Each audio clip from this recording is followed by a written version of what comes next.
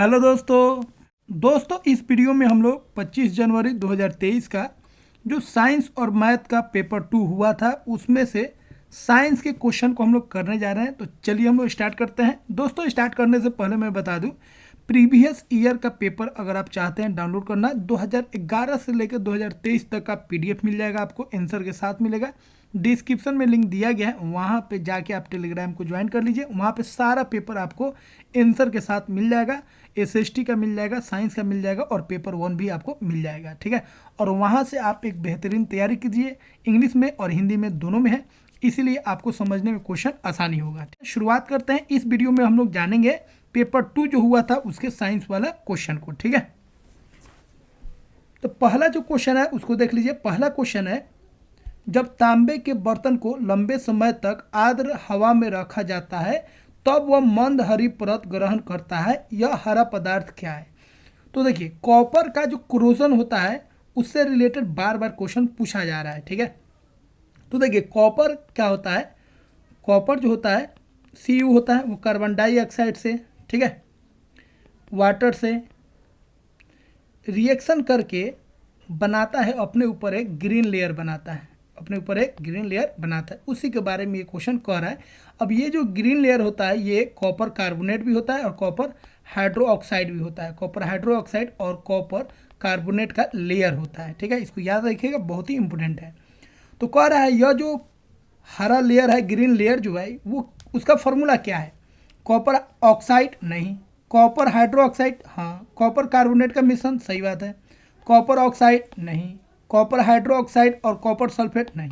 तो कौन आंसर सही हो जाएगा, कॉपर हाइड्रो ऑक्साइड और कॉपर कार्बोनेट का क्या होता है, लेयर होता है। और ये कैसा होगा, ग्रीन होगा। ये किसके ऊपर होगा, कॉपर के ऊपर होता है। कब, जब कॉपर एयर के साथ रिएक्ट करेगा तब, ठीक है।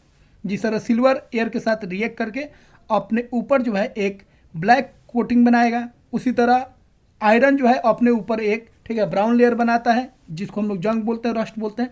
उसी तरह कॉपर अपने ऊपर जो है ग्रीन लेयर बनाता है। और ग्रीन लेयर क्या है, तो याद रखिएगा, कॉपर हाइड्रो ऑक्साइड और कॉपर कार्बोनेट का मिश्रण होता है, मिक्सचर होता है। अगला क्वेश्चन है, which of the following is not found in the section of a leaf. Leaf का जो सेक्शन होता है, लीफ जो होता है उस पर कौन इसमें नहीं प्रेजेंट होता है। तो देखिए, गार्ड सेल होता ही है, जो ओपनिंग होता है, ठीक है, जो गेट होता है स्टोमाटा का, उसी को हम लोग क्या बोलते हैं, गार्ड सेल बोलते हैं। स्टोमा तो होता ही है, क्लोरोफिल होता ही है, ठीक है। तो ये तीन तो होगा ही, ए बी और सी, ए बी और सी तो होगा ही। लेकिन कौन नहीं होगा बोल रहा है, तो ये वाला और ये वाला जाइलम जो है और सूडोपोडिया जो है ये नहीं होता है। तो डी और ई नहीं होगा, तो सही आंसर हो जाएगा 4, ठीक है। और ए बी सी तो होता ही है। तो इसको दो तरीके से पूछ सकता है, जो कौन इसमें है, और एक तरीका हो गया पूछने का कौन इसमें नहीं है, ठीक है। तो देखिए, बहुत ही शानदार क्वेश्चन दिया है सीटेट का। सीटेट का जो क्वेश्चन आप कीजिएगा उससे सीटेट तो आपका अच्छा होगा ही, सीटेट पेपर 2 अच्छा जाएगा ही। लेकिन इसको करने के साथ आपका पूरा एनसीईआरटी जो कॉन्सेप्ट है, पूरा साइंस आपका मतलब क्लियर हो जाएगा इस तरह, ठीक है। तो साइंस को पढ़िए, एनसीईआरटी साइंस को पढ़िए, उसका सीरीज भी हमने स्टार्ट किए हैं, डिस्क्रिप्शन में लिंक दिया है, वहाँ से आप देखिए और इस क्वेश्चन को कीजिए, ठीक है। तो दोनों को मिला के चलेगा, थ्योरी को पढ़िएगा और क्वेश्चन को कीजिएगा तो पूरा कॉन्सेप्ट क्लियर हो जाएगा। और एनसीईआरटी एक ऐसा चीज़ है जो हर एक चीज़ के लिए, हर एक एग्ज़ाम के लिए रामबाण है, हर एक जगह काम आएगा, ठीक है। और उसको पढ़ने के बाद आपको कोई बुक्स पढ़ने की जरूरत नहीं पड़ेगा, एक ही बुक्स आपके लिए काफ़ी है। बाकी आप क्वेश्चन उससे जहाँ जितना मन करे उतना लगा सकते हैं। और सबसे बेस्ट क्वेश्चन है सीटेट का, बहुत ही कॉन्सेप्चुअल क्वेश्चन होता है, ठीक है। तो आगे बढ़ते हैं हम लोग। अगला क्वेश्चन है, निम्नलिखित में से कौन सा विकल्प रेशों को ऊन में संशोधित करने से सही क्रम निरूपित करता है। मतलब फाइबर से, मतलब रेशा से जो हम ऊन बनाते हैं, ऊल बनाते हैं, वो प्रक्रिया में कौन कौन सा प्रोसेस इन्वॉल्व होता है, उसका एक ऑर्डर आपको बताना है, ठीक है। तो देखिए, पहला काम हम लोग करते हैं, एकदम सिंपल क्वेश्चन है, कटाई। तो कटाई देखिए, कटाई 2 गो में है। उसके बाद कटाई के बाद रंगाई थोड़े करेंगे, कटाई के बाद क्या करते हैं, निघर्षण करते हैं, उसको छांटते हैं, ठीक है। उसके बाद क्या करते हैं, मतलब उसको पहले धोते हैं, पहले क्या करते हैं, काटते हैं, उसके बाद निघर्षण करते हैं, मतलब धोते हैं। उसके बाद क्या करते हैं, यहाँ पे घटाई नहीं, गलत लिखा है, छटाई होगा। क्या करते हैं, छांटते हैं। सॉर्टिंग मतलब क्या होता है, छांटना, ठीक है। तो क्या करेंगे, छाटेंगे। उसके बाद क्या करेंगे, रंगेंगे, मतलब छाटने के बाद भी धोया जाता है, फिर उसके बाद क्या करेंगे, रंगेंगे, और रंगने के बाद क्या करेंगे, उसको लपेटेंगे। ठीक है, तो ये 4 काम होगा। तो बहुत सिंपल क्वेश्चन है, आप देख सकते हैं। जो काटने के बाद रंगेंगे थोड़े, तो ये गलत हो जाएगा, तो दूसरा ऑप्शन क्या हो जाएगा, सही हो जाएगा। ठीक है, तो ऑप्शन पढ़ते समय हड़बड़ाई नहीं, एक ऑप्शन 2 ऑप्शन से भी आप आंसर तक पहुँच सकते हैं। ठीक है, अगला क्वेश्चन देखिए। अगला क्वेश्चन कह रहा है, रेशमा धातु के एक पात्र में जल उबाल रही है। ठीक है, रेशमा जो है धातु का, मेटल का एक बर्तन लेती है और उसमें पानी को उबाल रही है। ठीक है, इस प्रकार से ऊष्मा का स्थानांतरण होता है। ठीक है, कई प्रकार से इसमें ऊष्मा का क्या हो रहा है, स्थानांतरण हो रहा है, अलग अलग प्रक्रिया द्वारा।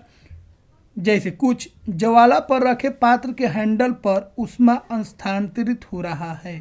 अब इसको जो गर्मी दे रहे हैं, हीट कर रहे हैं, इसकी वजह से इसका जो हैंडल है वो भी गर्म हो रहा है, हैंडल इसका क्या हो रहा है, गर्म हो रहा है। ठीक है, दूसरा, ज्वाला पर रखे पात्र के जल का तापमान बढ़ने में ऊष्मा स्थानांतरित होता है। ये पानी को गर्म किया जाता है, पानी गर्म हो रहा है। तीसरा, पात्र के निकट वायु, इसको अगल बगल का जो वायु है वो भी क्या हो रहा है, गर्म हो रहा है। तो देखिए एकदम सिंपल क्वेश्चन है, हैंडल गर्म हो रहा है मतलब हीट यहाँ से यहाँ ट्रांसफर हो रहा है। हीट ट्रांसफर हो रहा है किसके वजह से, चालन की वजह से।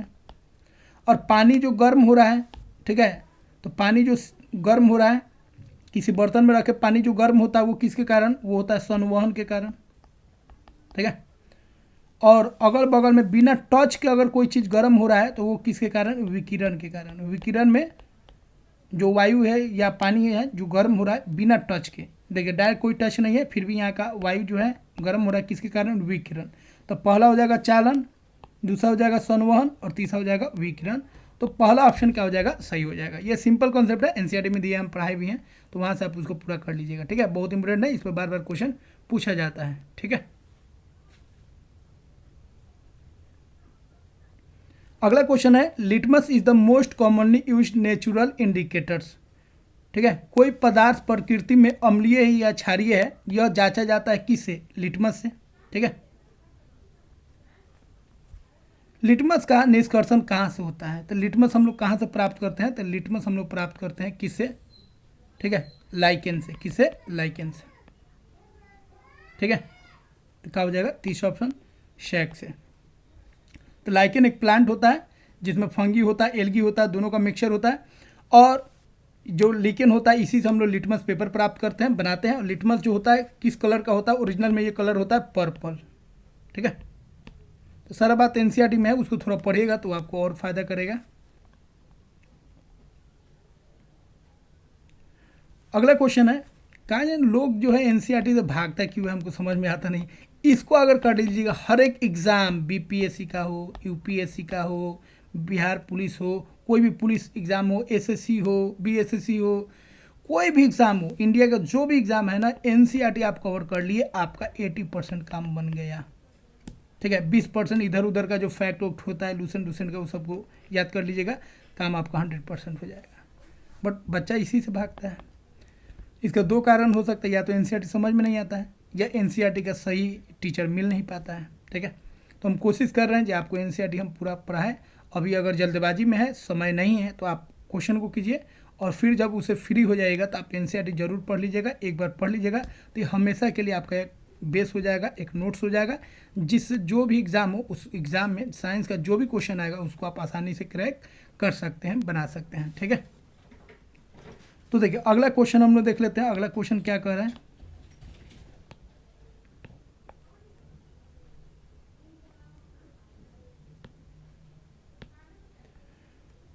अगला क्वेश्चन है, which of the following is not a recommended practice to prevent rusting of iron. Iron के रस्ट होने के लिए, ठीक है, आयरन में जो रस्ट लगता है उसके लिए हम लोग कौन सा, मतलब उसको जंग को बचाने के लिए, आयरन का जंग को बचाने के लिए कौन सा काम हम लोग नहीं करेंगे। ठीक है, तो लोहे पर जंग लगने को रोकने के लिए निम्नलिखित में से क्या अनुशंसित प्रथा नहीं है, मतलब कौन काम नहीं करना है। ठीक है, तो देखिए, mixing iron with carbon, chromium, निकल। आयरन को कार्बन के साथ क्रोमियम और निकल और मैग्नीज के साथ क्या कर दीजिए, मिला दीजिए, मतलब स्टील बना दीजिए।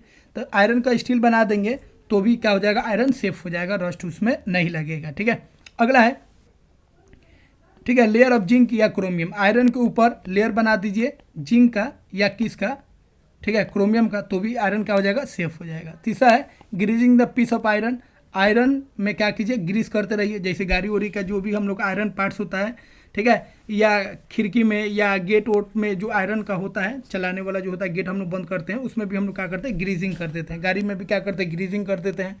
साइकिल का जो चैन होता है, इस सब में हम लोग क्या करते हैं, ग्रीजिंग करते हैं, ताकि वहाँ पर रस्ट नहीं आए। ठीक है, अगला है keeping an iron piece in humid atmosphere, iron को जब हम ह्यूमिड एटमोसफियर में रखेंगे, ठीक है, वायुमंडल में रखेंगे जहाँ पे नमी है, तो नमी जैसे मिलेगा इसको, नमी मतलब उसको H2O मिल गया और ऑक्सीजन मिल गया, जैसे ही H2 और O2 से कंबाइंड होगा आयरन, इसमें क्या होगा, रस्ट लग जाएगा। तो रस्ट से हमको बचाना है, तो चौथा काम हमको नहीं करना है। ठीक है, तो अगला क्वेश्चन है किसी स्थान की जलवायु के विषय में निम्नलिखित में से क्या सही है। तो उस स्थान की जलवायु और मौसम समान होते हैं, गलत बात है।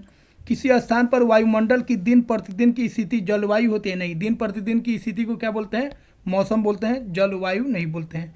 प्रतिदिन मौसम विभाग द्वारा जलवायु रिपोर्ट की जाती है, नहीं, जलवायु रिपोर्ट नहीं की जाती है, मौसम रिपोर्ट की जाती है। किसी लंबी अवधि के औसत मौसम का जो पैटर्न होता है उसको हम लोग क्या बोलेंगे, जलवायु बोलेंगे। ठीक है, तो एक लंबे समय में, ठीक है, एक लंबे समय में जो वेदर का, जो मौसम का पैटर्न होता है, उसका जो एवरेज आएगा उसको हम लोग क्या बोलेंगे, जलवायु बोलेंगे। ठीक है, तो 7 का चौथा ऑप्शन क्या हो जाएगा, सही हो जाएगा। दोस्तों वीडियो को लाइक कीजिएगा और चैनल पर नए हैं, सब्सक्राइब नहीं किए तो सब्सक्राइब कीजिए, क्योंकि यहाँ पे हम आपको साइंस का पूरा बेस बनाएंगे और सीटेट का पूरा क्वेश्चन कराएंगे। उसके बाद आपका एनसीईआरटी सीरीज भी चला रहा है, जहाँ पे आपको एनसीईआरटी 6 to 10th और फिर 11 12 को भी कंप्लीट कराएंगे, जहाँ पर हम आपको बहुत ही आसानी से एनसीईआरटी का एक एक पॉइंट को समझाएंगे। और एनसीईआरटी साइंस अगर आप पढ़ लिए तो कोई साइंस आपको पढ़ने की आवश्यकता नहीं पड़ेगा, और हर एक एग्जाम में आप क्या होंगे, एलिजिबल होंगे साइंस के क्वेश्चन को करने में।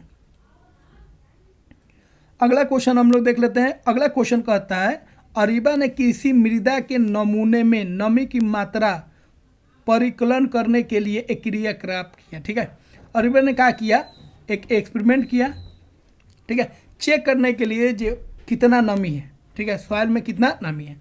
उसने क्या किया, 200 ग्राम सॉइल लिया,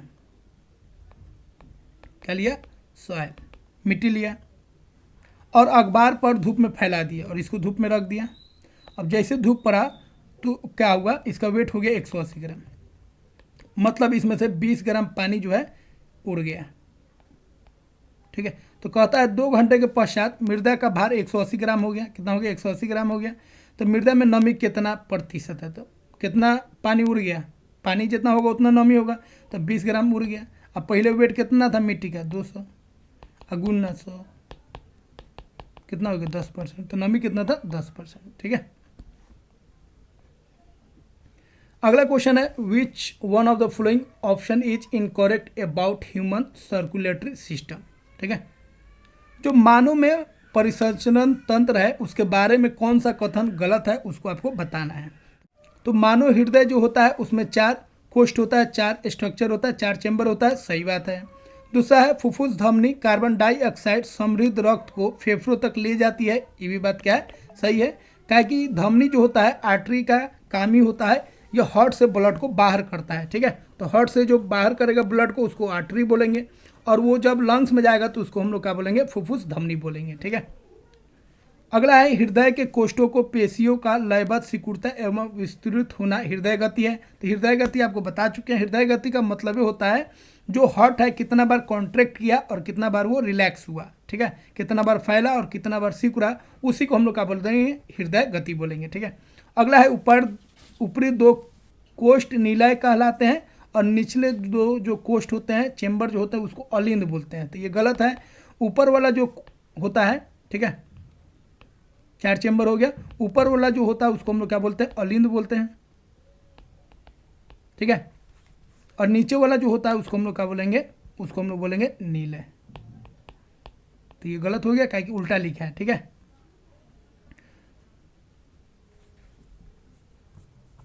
नीलय मतलब हो गया इंग्लिश में वेंट्रिकल्स, और इस मतलब हो गया आर्टिया।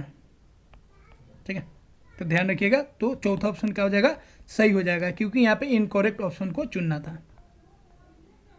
अगला क्वेश्चन है which one of the following is not a method of A sexual reproduction in plants. Plants में, ठीक है, कौन सा मेथड सेक्सुअल रिप्रोडक्शन का नहीं है? देखिए अब इंग्लिश और हिंदी में देखिए, सेक्सुअल रिप्रोडक्शन बोल रहा है, which one of the following is not A, sexual reproduction नहीं है। तो सेक्सुअल रिप्रोडक्शन क्या होता है? पोलिनेशन, ठीक है। बाकी बॉडिंग जो है, फ्रेगमेंटेशन जो है, स्पोर फॉर्मेशन जो है, वो सब क्या है आपका? ए सेक्सुअल। लेकिन हिंदी में यहाँ पे देखिए गलत लिख दिया है, ठीक है, इसको लिखना है लैंगिक। इसीलिए इसका आंसर जो है 9 दिया, मतलब सबको इसका मार्क्स जो है मिल गया है, ठीक है। तो ये क्वेश्चन ही गलत था, मतलब क्वेश्चन गलत नहीं था, बस यहाँ पे हिंदी में लैंगिक कर देंगे तो क्वेश्चन सही हो जाएगा, ठीक है। तो देखिए कौन सा इसमें सेक्सुअल रिप्रोडक्शन नहीं है? तो बॉडिंग नहीं है, ठीक है, स्पोर फॉर्मेशन मतलब बीजाणु निर्माण नहीं है, मुकुलन नहीं है, और विखंडन नहीं है। कौन है? सिर्फ परागण है। बोला कौन नहीं, अगर बोलता जो कौन है तो ये ऑप्शन सही हो जाता है। बोला कौन नहीं है तो 1 भी नहीं है, 2 भी नहीं है, और 4 भी नहीं है, इसलिए मोर देन 1 ऑप्शन होगा, इसलिए सबको यहाँ पे नंबर मिल गया है, ठीक है।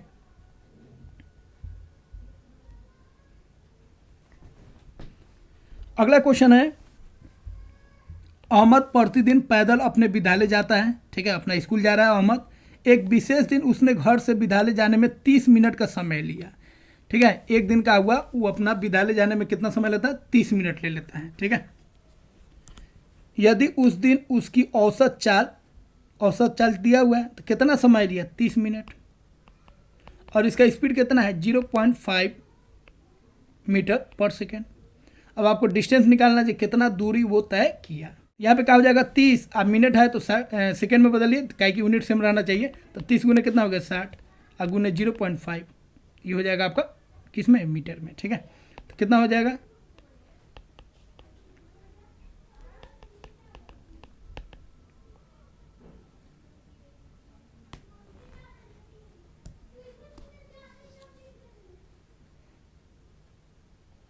कितना हो जाएगा? 90 बटा 10, तो कितना हो जाएगा? 900 मीटर हो जाएगा, ठीक है। तो यहाँ पे कोई ऑप्शन है नहीं, इसीलिए इसका भी आंसर आपको मतलब नहीं दिया है, यहाँ पे कोई आंसर है नहीं, ठीक है। क्योंकि यहाँ पे देखिए, यहाँ पे इसको सेकेंड लिखना चाहिए, अगर सेकेंड रहता तब आपका कितना हो जाता है? 5, 0.5 गुना 30 हो जाता है, तो 5 कितना हो जाता है? 15, तो 15 मीटर क्या होता है? सही हो जाता है। लेकिन यहाँ पे मिनट लिख दिया है, इसीलिए यहाँ पे कोई ऑप्शन नहीं मिल पाएगा, ठीक है। क्या कि यहाँ पे आपको सेकेंड में बदलना पड़ेगा, तो आंसर क्या हो जाएगा? 900 मीटर, ठीक है। जबकि अगर यहाँ पे सेकेंड रहता तो कितना आंसर आ जाता? 15 मीटर। इसीलिए इसमें भी सबको आंसर मिला है, और इसका आंसर 9 दिया है, मतलब सबको यहाँ पे नंबर दे दिया गया है, ठीक है। तो 2 क्वेश्चन यहाँ पे गलत आंसर दे दिया, उसका एक 10 और एक 11, बस माइनर मिस्टेक था। यहाँ पे अगर हाँ कर देता तो ये सही हो जाता, और यहाँ पे मात्र 30 मिनट की जगह पे 30 सेकेंड दे देता तो ये भी क्वेश्चन क्या होता? सही हो जाता, इसका आंसर सही हो जाता है, ठीक है। तो ये भी कभी कभी हो जाता है, बहुत सारा पेपर इसको बनाना पड़ता है, तो कोई बड़ी बात नहीं है, 1-2 क्वेश्चन गलत हो जाना। और उतना पेपर हम लोग बनाए, कहीं पे गलती नहीं था, लेकिन कहीं कहीं गलती हो जाता है। लेकिन बाकी सब आयोग जो है, बीपीएससी हो, बाकी सब देखते हैं, स्टेट वाला जितना भी रहता है, उसमें इतना ना क्वेश्चन गलत रहता है, और इतना ना क्वेश्चन पे कंट्राडिक्शन रहता है, कंट्रोवर्सी रहता है। स्टूडेंट कुछ और आंसर बोलेगा, वहाँ का एक्सपर्ट कुछ और बोलेगा, किताब कुछ और बोलेगा, ठीक है। तो बहुत ही कंट्रोवर्सी होता है। लेकिन इसमें देखिएगा, सीटेट के क्वेश्चन में देखिए, कहीं पे भी कंट्रोवर्सी वाला क्वेश्चन नहीं रहेगा। ऐसा क्वेश्चन रहेगा जिसका सटीक आंसर हो, ये नहीं जो अलग अलग लोग इसका अलग अलग आंसर दे, ऐसा बात नहीं होता है, ठीक है। और जो भी क्वेश्चन देते हैं एकदम सटीक क्वेश्चन देगा, सही क्वेश्चन देगा। अगला क्वेश्चन हम लोग देख लेते हैं। अगला क्वेश्चन है, आजकल विद्युत परिपथ में विद्युत फ्यूज को निम्नलिखित कौन से विकल्प द्वारा विस्थापित कर दिया गया है? देखिए बहुत ही इजी क्वेश्चन है, ठीक है। तो विद्युत फ्यूज, पहले फ्यूज लगता था ऐसे करके, इसको हटाते थे लोग। फ्यूज का काम क्या होता था? हाई वोल्टेज आएगा तो फ्यूज के अंदर एक वायर होता है, उसका रेसिस्टेंस क्या होता है बता दिए, उसका रेसिस्टेंस क्या होता है? हाई, और उसका मेल्टिंग पॉइंट क्या होता है? लो होता है। ये पिघल जाता है, पिघलने से तार टूट जाता है, और कनेक्शन क्या होता है? ठीक है, रुक जाता है, जिससे करंट पास होगा नहीं, तो कोई भी चीज़ जलेगा नहीं, ठीक है। तो फ्यूज का काम होता है, वोल्टेज अगर हाई आएगा तो ये पिघल जाएगा, और जो सर्किट में, जो घर में जो बिजली जा रहा है वो क्या हो जाएगा? रुक जाएगा, और उसकी वजह से कोई भी चीज़ खराब नहीं होता था। लेकिन अब उसको हटा के अब घर में देखिएगा, अब आ गया एमसीबी। एमसीबी में फ़ायदा क्या होता है? ये ऑटोमेटिक गिर जाता है, जैसे ही हाई वोल्टेज आएगा, शॉर्ट सर्किट होगा तो ये ऑटोमेटिक गिर जाएगा। और गिर जाएगा तो कनेक्शन क्या होगा, खत्म हो जाएगा। तो ये होता है मेन स्विच। मेन स्विच में लगा दीजिए, कहीं पे भी लगा सकते हैं। मेन स्विच में लगा, मेन स्विच में जैसे ही हाई वोल्टेज आएगा तो ये ऑटोमेटिक नीचे गिर जाएगा। फिर ये नीचे गिर जाएगा, फिर आपको जब सही हो जाएगा बिजली आप सही कर लीजिएगा, जहाँ पे फॉल्ट था, जहाँ पे शॉर्ट सर्किट था या वोल्टेज अगर हाई था फिर लो हो गया तो फिर इसको ऊपर कीजिएगा तो हो जाएगा, काम बन जाएगा। लेकिन ये फ्यूज जो होता है हर जगह लगाना पड़ता था, बस ये एमसीबी एक लगा दीजिएगा मेन स्विच में, हो जाएगा, काम बन जाएगा। ठीक है, तो इसी को हम लोग बोलते हैं मिनिएचर सर्किट ब्रेकर्स, जिसको शॉर्ट में बोलेंगे एमसीबी। ठीक है, तो कौन ऑप्शन सही हो जाएगा, केवल सी ऑप्शन क्या हो जाएगा, सही हो जाएगा। मतलब तीसरा ऑप्शन क्या हो जाएगा, सही हो जाएगा, केवल सी। ठीक है, तो फ्यूज के जगह पर हम लोग क्या लगाते हैं, याद रखिएगा एमसीबी लगाते हैं। ठीक है, तो फ्रेंड्स जैसा कि आप जानते हैं, हम बार बार आपको बताते हैं, मेरा भी एग्ज़ाम है और मैं भी 6 to 8 और 9 10th के लिए। ठीक है, इस बार फॉर्म फिलअप करना है बीपीएससी वाला जो आ रहा है। ठीक है, TRE 2.0, देखते हैं मेरा क्या होता है। आप लोग भी लगे हैं तो हम सब मिल के तैयारी किया जाए और जीत को सुनिश्चित किया जाए, जब हम लोग का भी कुछ हो जाए। बेरोजगारी में हम लोग दिन काट रहे हैं। ठीक है, तो चलिए आगे बढ़ते हैं।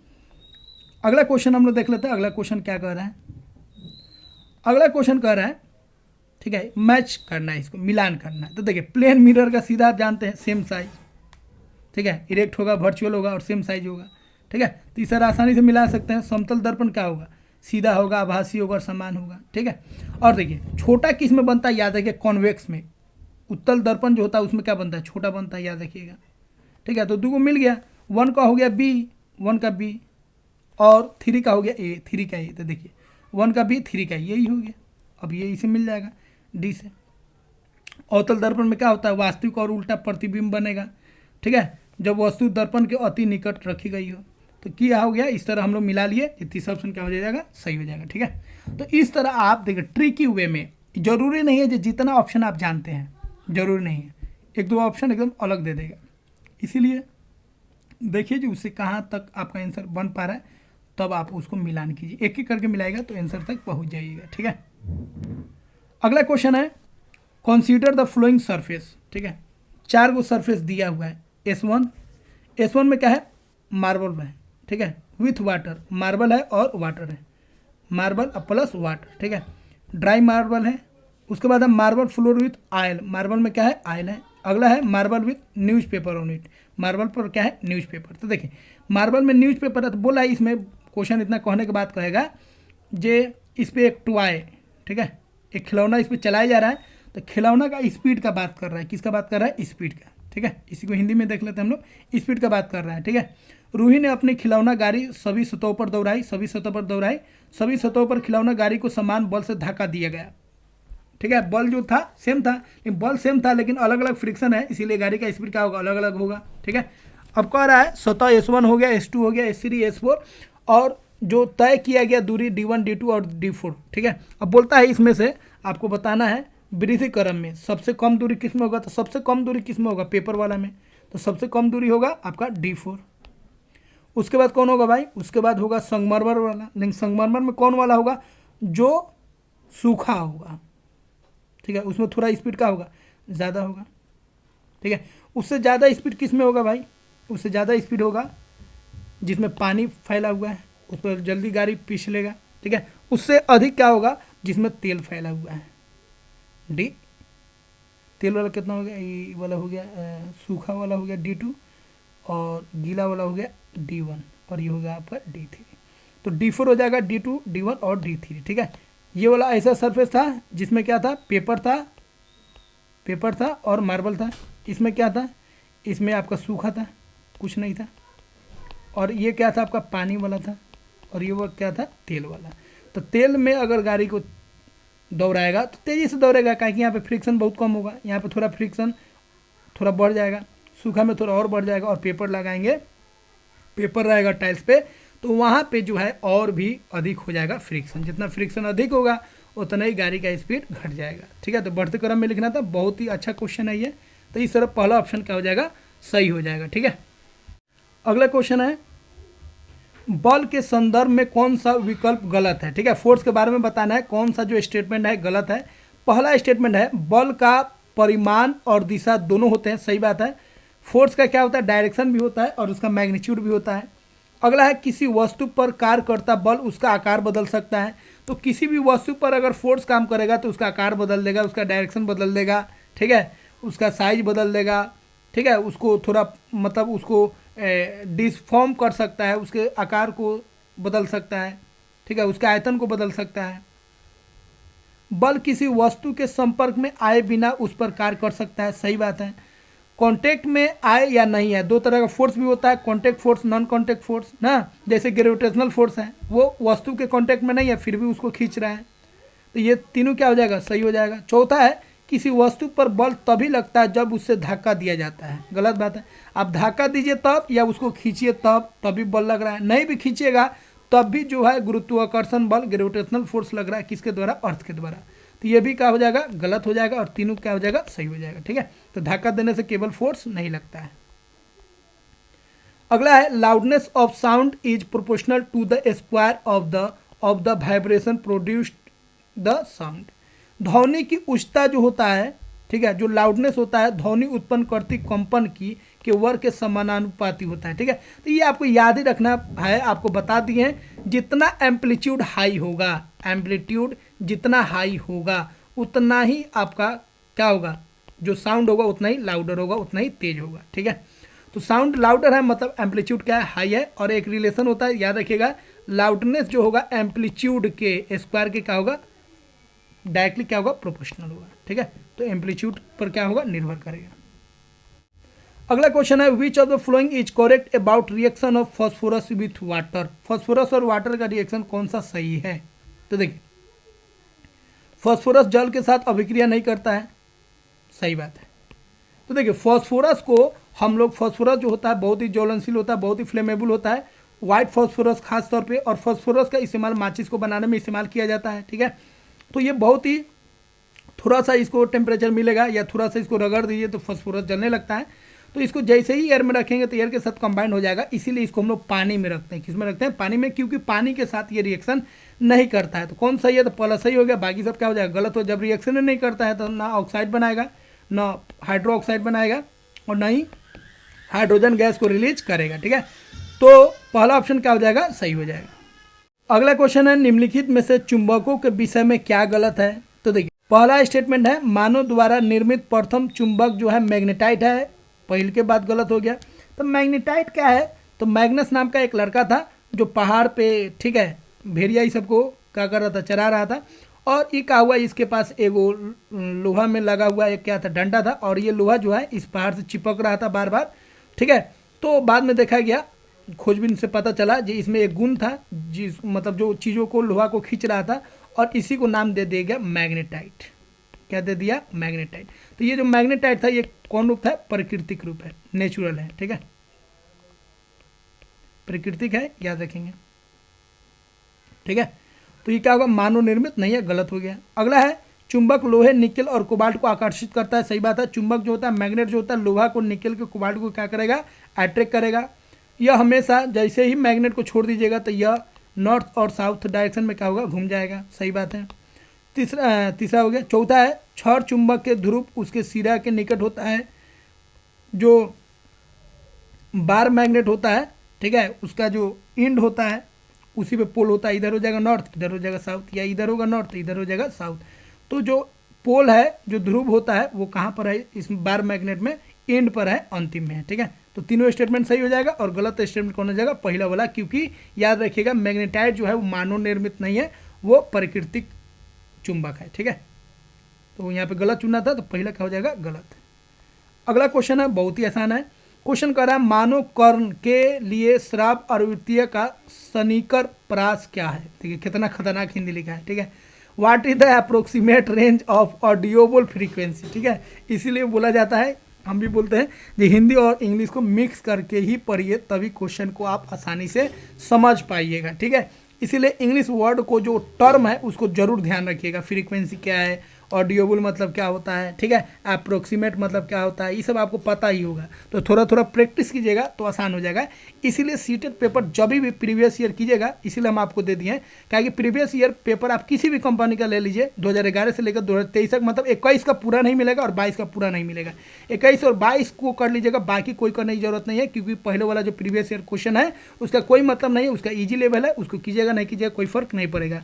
बट 2022 और 2021 में बहुत सारा पेपर हुआ, मान के चलिए दोनों पेपर को मिला दीजिएगा 21 और 22 का जो ऑनलाइन हुआ था, तो 45 से 50 आपके पास प्रैक्टिस सेट हो जाएगा और उतना क्वेश्चन को कर लीजिएगा, कोई क्वेश्चन आपको करने की जरूरत नहीं पड़ेगा। एनसीईआरटी भी मजबूत हो जाएगा, सीटेट भी पेपर निकलेगा और आने वाला एग्ज़ाम जो भी होगा उसमें भी आप अच्छा प्रदर्शन करेंगे।